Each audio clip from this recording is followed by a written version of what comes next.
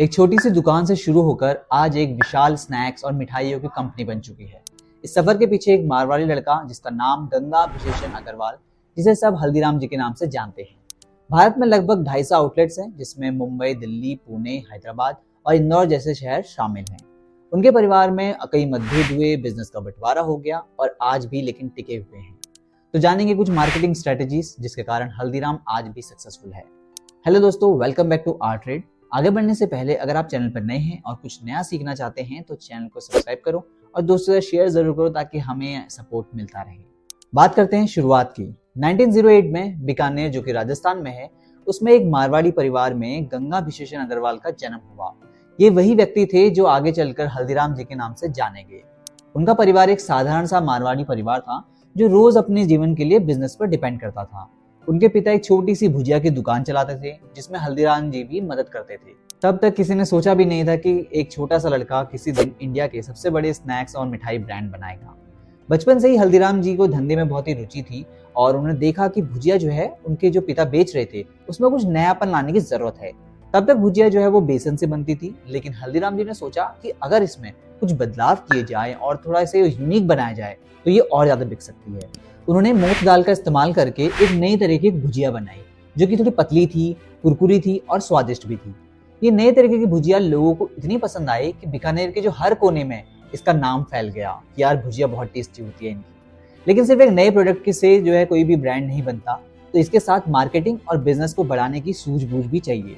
तो हल्दीराम जी ने सोचा कि उनको समझ में आ गया कि भुजिया के बिजनेस को अगर नया तरीके से बढ़ाना है तो कुछ नया चीज करना पड़ेगा। तो उन्होंने पैकेजिंग और प्रेजेंटेशन पर ध्यान दिया, जो उस समय किसी भी स्नैक्स के धंधे में नहीं होता था। उनके इनोवेटिव तरीके से और नई सोच की वजह से भुजिया सिर्फ बीकानेर में ही नहीं बल्कि आसपास के शहरों में भी प्रसिद्ध होने लगी। बीकानेर की छोटी छोटी गलियों से शुरू हुआ ये सफर एक नए और बड़े सपने की शुरुआत थी। लेकिन ये सिर्फ शुरुआत थी, असली कहानी तो अभी बाकी है। तो हल्दीराम जी ने सोचा कि यार वो सिर्फ बीकानेर तक सीमित नहीं रहना चाहते, बल्कि वो अपने बिजनेस को नए नए शहरों तक पहुंचाएंगे। ये सोच उनका सपना था जो आगे चलकर एक इतिहास बना। अब बात करते हैं बिजनेस के एक्सपेंशन की। 1950 के दशक में हल्दीराम जी ने एक बड़े फैसले का निर्णय किया। उन्होंने देखा कि जो बीकानेर से बाहर भी उनकी भुजिया की डिमांड बहुत बढ़ रही है, लेकिन अगर बिजनेस को और बढ़ाना है तो दूसरे शहरों में जाना पड़ेगा। तभी उन्होंने कोलकाता का रुख किया। कोलकाता एक बड़े बाजार का शहर था जिसमें हर प्रकार की डिमांड थी। वहां पर कंपटीशन भी बहुत ज्यादा था, लेकिन अगर सफलता मिली तो बिजनेस के लिए बहुत बड़ा मोड़ हो सकता है। उन्होंने यही सोच के कोलकाता में चले गए और उन्होंने कोलकाता में हल्दीराम भुजियावाला के नाम से एक छोटी सी दुकान खोल ली। शुरुआत में नए शहर में अपना धंधा जमाना कठिन था क्योंकि वहां पे पहले से स्टैब्लिश ब्रांड थे, लोग नए नए व्यक्ति पर विश्वास नहीं करते थे। लेकिन हल्दीराम जी ने एक छोटी सी स्ट्रैटेजी बनाई। उन्होंने एक यूनिक मार्केटिंग टेक्निक अपनाई। उन्होंने क्या किया, वहां पे अपनी दुकान पे और तरीके की स्नैक्स भी रखने लगे, जैसे कि मिठाइयाँ बेचना शुरू की, स्नैक्स रखे और उसमें बीच में अपनी भुजिया भी रख दी। ये नए टेस्ट और नए फ्लेवर्स को लोगों ने बहुत पसंद किया और धीरे धीरे उनका बिजनेस जो है वो बढ़ने लगा। हल्दीराम जी के बड़े पोते शिव किशन अग्रवाल भी कोलकाता के बिजनेस में शामिल हो गए। उन्होंने नए तरीके से धंधा को संभालना शुरू किया और नए नए प्रोडक्ट इंट्रोड्यूस करने लगे। कोलकाता में उनका बिजनेस सिर्फ एक छोटी सी दुकान से शुरू हुआ था, लेकिन वो आगे चल के बड़ा एक नाम बन गया। 1970 के दशक में हल्दीराम का बिजनेस सिर्फ कोलकाता तक सीमित नहीं रहा। उनके परिवार के नए नए सदस्यों ने नए नए शहर जाकर बिजनेस बढ़ाने का सोचा। उनके दूसरे पोते मनोहर लाल अग्रवाल ने दिल्ली में अपनी दुकान खोल ली। ये एक और बड़ा कदम था बिजनेस के लिए। दिल्ली एक ऐसा शहर था जो भारत का दिल माना जाता है। यहाँ नए नए लोग अलग अलग शहरों से आते हैं और नए नए प्रोडक्ट्स को ट्राई करते हैं। चांदनी चौक जैसा व्यापारिक केंद्र एक आइडियल जगह थी किसी भी धंधे को बढ़ाने के लिए। तो मनोहर लाल अग्रवाल ने चांदनी चौक में अपनी पहली हल्दीराम की दुकान खोली। वहां उन्होंने भुजिया के अलावा और भी स्नैक्स और मिठाइयाँ इंट्रोड्यूस की। दिल्ली के लोगों को हल्दीराम का जो नमकीन और स्वीट का टेस्ट था वो बहुत ही पसंद आया और धीरे धीरे ये ब्रांड जो है और बड़ा हो गया। तो चांदनी चौक का जो आउटलेट था वो सफलता की नई सीढ़ी चढ़ चुका था और हल्दीराम एक बड़ा ब्रांड बन चुका था। इसी दौरान शिव किशन अग्रवाल ने नागपुर का रुख किया और वहां भी एक नए बिजनेस की शुरुआत की। नागपुर में उन्होंने एक मैन्युफैक्चरिंग प्लांट भी खोला जिससे प्रोडक्शन और डिस्ट्रीब्यूशन का स्केल और बड़ा हो गया।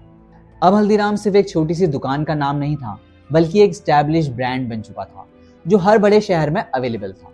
अब बात करते हैं उनके कॉन्फ्लिक्ट्स की, आपसी मतभेद की और बिजनेस के बंटवारे की। जहां एक तरफ हल्दीराम का बिजनेस बढ़ रहा था, लेकिन आपसी और पारिवारिक जो मतभेद है वो होने लगे। जब भी एक बिजनेस बड़ा होता है तो उसके साथ उसकी ओनरशिप और कंट्रोल को लेकर बहुत सारी प्रॉब्लम्स आने लगती है। ऐसे ही हल्दीराम के परिवार में भी होने लगा। बिजनेस के अलग अलग यूनिट्स अलग अलग जगह पे थे, जिसमें से कोलकाता, दिल्ली और नागपुर भी शामिल थे। धीरे धीरे परिवार के जो सदस्य थे उनके बीच में मतभेद बढ़ने लगे कि मैं कंट्रोल लूंगा, और सब ने अपने बिजनेस को अलग अलग नाम से चलाना शुरू कर दिया।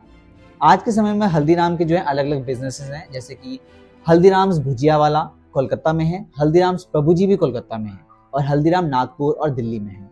मतभेद की वजह से कानूनी कलेश भी बढ़े, ब्रांडिंग राइट्स के लिए लड़े, ऑनरशिप के लिए लड़े और मार्केट एक्सपेंशन को लेकर भी कई केसेस कोर्ट तक पहुंचे।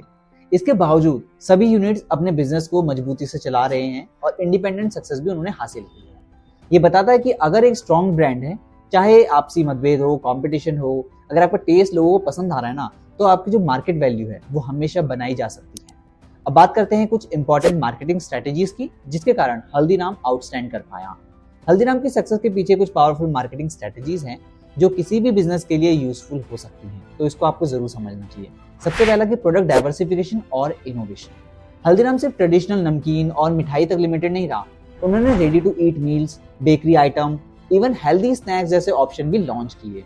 ये डाइवर्सिफिकेशन उनको हर तरह के कस्टमर्स तक पहुंचने में मदद करता है, क्योंकि अलग अलग कस्टमर अलग अलग चीज चाहते हैं। दूसरी स्ट्रेटेजी थी क्वालिटी और हाइजीन फर्स्ट अप्रोच। ये ब्रांड हमेशा प्रीमियम क्वालिटी और हाइजीन मेंटेन करने पर फोकस करता है। ये ट्रस्ट बिल्ड करने और लॉन्ग टर्म कस्टमर लॉयल बनाने में मदद करता है, क्योंकि लोग चाहते हैं ना, अगर हम पैसा खर्च कर रहे हैं तो लोग एटलीस्ट जो हमारे बच्चे हैं वो साफ सुथरी जगह खाएं, साफ चीज खाएं, हेल्दी खाएं। तीसरी चीज थी अफोर्डेबल प्राइसिंग और स्मॉल पैकेट स्ट्रेटेजी। हल्दीराम ने 5 रुपए से लेकर प्रीमियम रेंज तक स्नैक्स ऑफर करता है, जिससे हर सेगमेंट के कस्टमर इसको अफोर्ड कर सकें।